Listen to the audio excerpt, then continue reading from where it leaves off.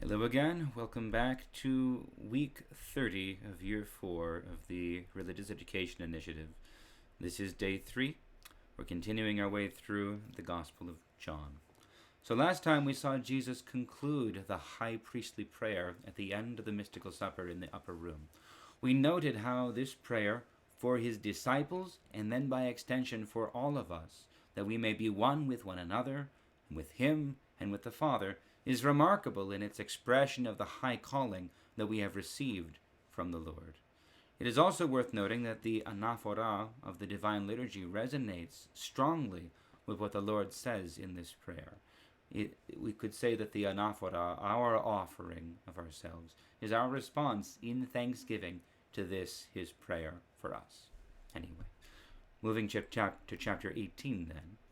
After Jesus had spoken these words, he went out with his disciples across the Kidron Valley to a place where there was a garden, which he and his disciples entered.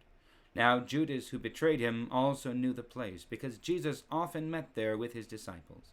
So Judas brought a detachment of soldiers together with police from the chief priests and the Pharisees, and they came there with lanterns and torches and weapons.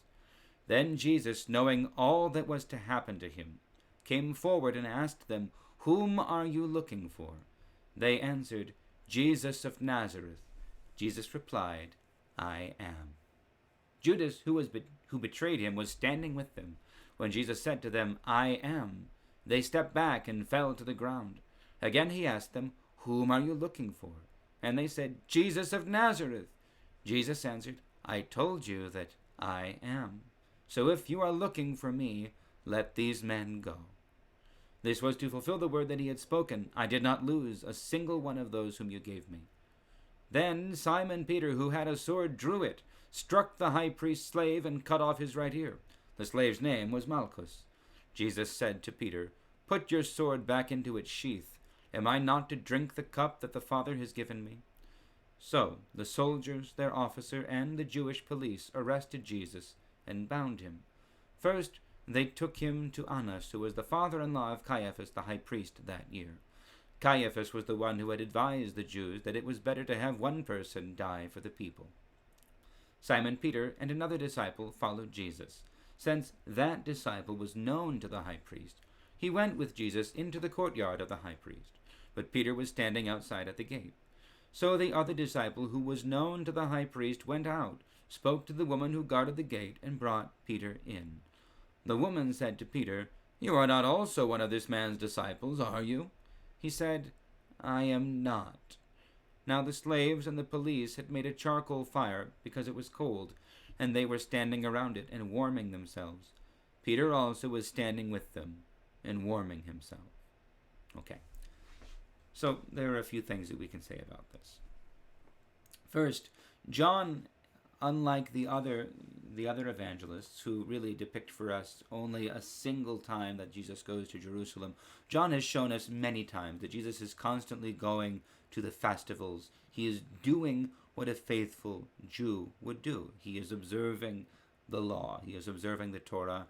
He is going to Jerusalem for all the major feasts, for the great feasts of pilgrimage.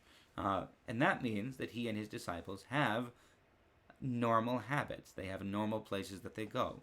So Judas knows where is Jesus likely to go afterwards, and that's why he can bring the detachment of soldiers, of police. It's the temple police, really, those that are under the command of the high priests. That's why he can bring the soldiers there to Jesus. Now, what we should notice most of all is that it is the kind of story that we don't see. We don't see Jesus and his disciples kind of walking along, unaware that anything's going to happen, and suddenly a bunch of soldiers jump out and grab them because they've been laying in wait because they know where they're coming, right? Jesus knows that they're coming. So when they approach him, Jesus goes out to meet them and says, "Who are you looking for?" And they say, "We're here to take Jesus of Nazareth." And Jesus doesn't require Judas to betray him. Jesus simply says, "I am." And they all fall backwards. Now, why do they fall backwards? Possibly because Jesus is showing himself to be utterly in command of this situation. He's not afraid of them. He's not cowering. He's calm. And he in all of this, he tells them what to do. But when he says, I am, the text says, I am he, but the he isn't there. He simply says, I am. So he tells them exactly who he is. He is Jesus of Nazareth. He is Yahweh, the God of Israel. And therefore they fall backwards in terror. And yet he tells them, I told you that I am Jesus of Nazareth, that I am.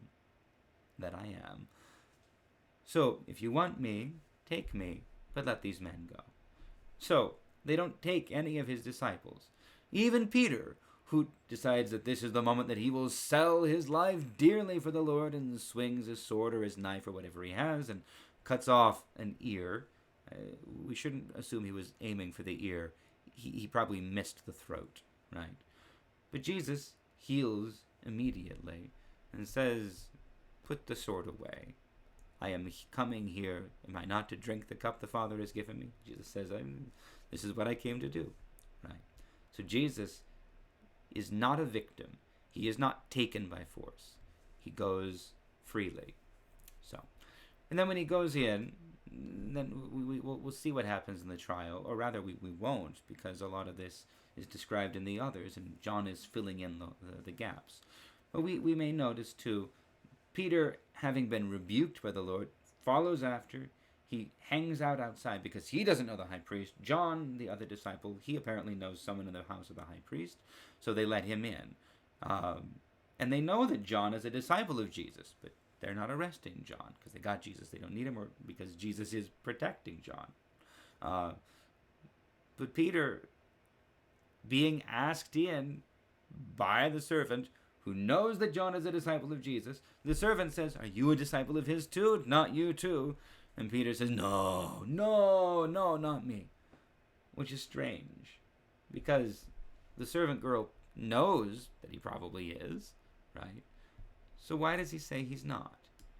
And maybe he's scared, but I think it matters that Peter has tried to do violence for the Lord. He's tried to start the revolution, and Jesus undid the little bit of bloodshed he succeeded in doing and told him no.